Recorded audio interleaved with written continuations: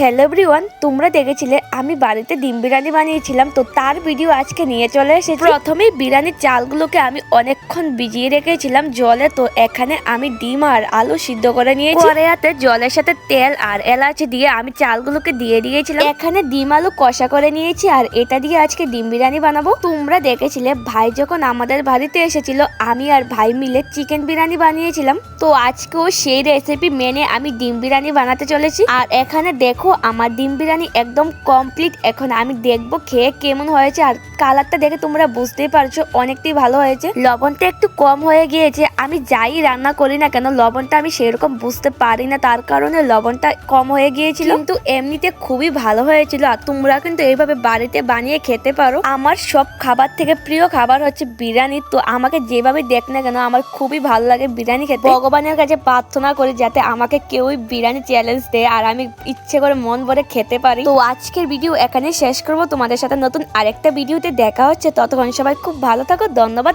আমার ভিডিও দেখার জন্য।